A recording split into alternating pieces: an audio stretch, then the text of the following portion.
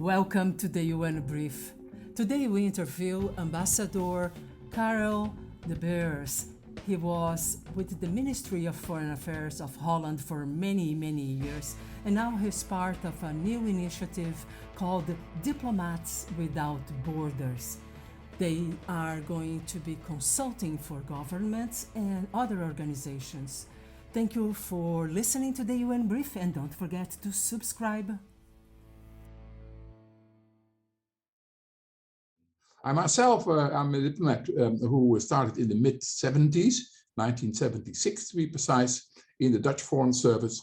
And I am one of those diplomats who have been everywhere, all over the world, and I have done all kinds of jobs in diplomacy. So I started in the old Cold War in Czechoslovakia, in Prague, in 1977, 1976. As you probably know, the Charter 77 campaign of human rights in Czechoslovakia was at that time, so it was a really cold period in the Cold War. And from there on, I went to Israel, both in Jerusalem and Tel Aviv, and after that to, in 1984, to Los Angeles, the Olympics, which is a completely different ball game. And then spent 4 years of my first tour in Africa, 4 years in Kenya, doing development cooperation, but also it was my first period of working for the UN. UNEP and Habitat in Nairobi, where I was deputy perm rep. And after that, I went back to my ministry and became head of the UN programs, which encompasses the UNDP, all the specialized organizations, WHO, UNICEF, and all these organizations. And as you probably know, the Netherlands, particularly at that time, were one of the biggest donor of UNDP. So we had a lot of things to do in UNDP. From then on, I changed my career, and I was asked to digitalize the whole Ministry of Foreign Affairs in the Netherlands. So all the experience I had done up in the United States. So I was for 2.5 years special coordinator for the organization. And then I became deputy head of our mission in New Delhi in India. Completely different country, completely different work, very big embassy for us. And then I became ambassador to Zambia. And then I was asked to go back to the ministry and became Deputy Secretary General. So overseeing all the operations of the Ministry of Foreign Affairs. Then ambassador to Canada, and I ended my career in a very special position, being ambassador responsible for the International Task Force on the Holocaust, which is the Dutch were chairman. So I spent 1.5 years in, let's say, traveling all countries of the world on this issue. And from 2010 on, so 12 years ago, I started teaching. So since the time I've been teaching all over the world in the last 12 years. So that's in a nutshell what I have done. And as you can see in all sites, I've had Pretty amazing career. Yeah, I've had all the titles, and I've had all. Yes, and you have been, in 5 continents, right? Yes, right. So it is a wonderful career, right? Yes. That's precisely, I think, why so many young people are looking at a career in diplomacy these days, because it gives them the opportunity to really understand other cultures, cooperate with them, work together alongside different governments, different cultures. Right. So now this initiative, which seems fantastic, because again, we need more people to be able to get involved in negotiating processes. Sometimes there are stalemates because governments can't speak to each other anymore. The UN comes in, the other NGOs will come in. So there is a need, and of course, if you are drawing from this group of extremely well-traveled, experienced diplomats, I think that's a big plus, right? Right.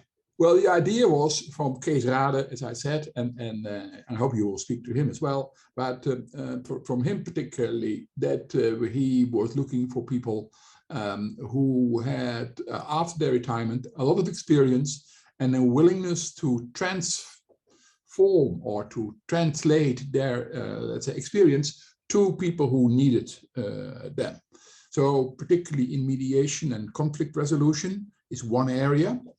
But he approached me because that I have been teaching for 12 years. So capacity building, capacity bridging. So I've been teaching all over the world, also for the UN, the FAO, World Food Programme, but in the Middle East, in Riyadh, in Asia, in young diplomats, but also ministry people. So transferring.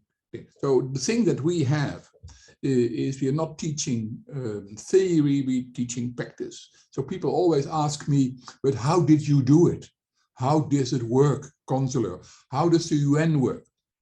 So, so that is the basic idea, that we are available for countries, organizations who need advice in teaching, diplomacy. One of the things that is very important for me is that the world not only gets complicated in the sense that we have the world is changing rapidly, particularly in the last 2 to 3 years, of course. But many people do not know, for instance, how the UN works. You are of UN brief, but the UN is a complicated organization. You have to know how it works, how Geneva works, how WHO works, how the World Trade Organization works. The European Union is a complicated organization. So many countries who are involved in trade negotiations with the UN or trade negotiations in WTO, of the trade negotiations with the EU, do not know how to operate. And we have people, I am one of them, who have experience in doing that. So we can give them hints, give them exercises, give them assistance if they want to. Help them build a roadmap of absolutely, right? Absolutely. Because people arrive and they, they don't know where power really lies, know. So it takes that's something that takes time to understand, because power dynamics shift within the organization, with the European Commission, for instance, in Brussels. The UN office in Geneva, and each agency as well is the same thing. The power dynamics keep shifting. So you need a degree of experience within the diplomatic circles in different cultures and countries, and within the in Brussels and Geneva and New York, in order to understand and say very quickly we arrive and we can hit ground running, because we know this is what's happening. This person is here now. He was before posted in Geneva. What does that mean? Which country is funding that organization and why? All this is like, it takes forever unless you have a group of, a team of supporters that can really get you up to speed. And you probably know this now, you're sitting there in Geneva, but very few people, if you're living in Eritrea or in Tanzania or in Cambodia, how do you start? Where do you start with an organization? Just the knowledge of the organization. Who is responsible for what? What's the difference between the World Food Programme and the FAO? The second pillar for us, which is the first pillar for many people, is in conflict resolution and mediation. And we're not thinking about Ukraine. We're not thinking about the big powers, United States and China, but very much more about what's happening in Mali, for instance, or what's happening in Eritrea, or what's happening in smaller countries in Asia and in Africa. And we are willing to give our support. We are doing this already. A member of our group is at this moment a mediation active in the northern Mozambique, where there are problems between, let's say, Islamists, and there are problems about oil, and there are problems in the region there. And there's a group of people, he is one of them, who are trying to mediate between the various parties, the governments and the non-governmental organizations, to put an end to the hostilities over there. So there are good examples of what we can do. A big contribution will basically be my experience in teaching, in building capacity in ministries, and building capacity in organizations, And it's also very necessary for UN organizations and staff in UN organizations to know how the rest of the world operates. Yes, what NATO is and how it works, how the UN works. And there's also sometimes a lack of knowledge, because there are a lot of young people coming as volunteers to work for the WHO and for other organizations, but they not necessarily have the knowledge about how this all works. Thank you for listening to the UN Brief, and don't forget to subscribe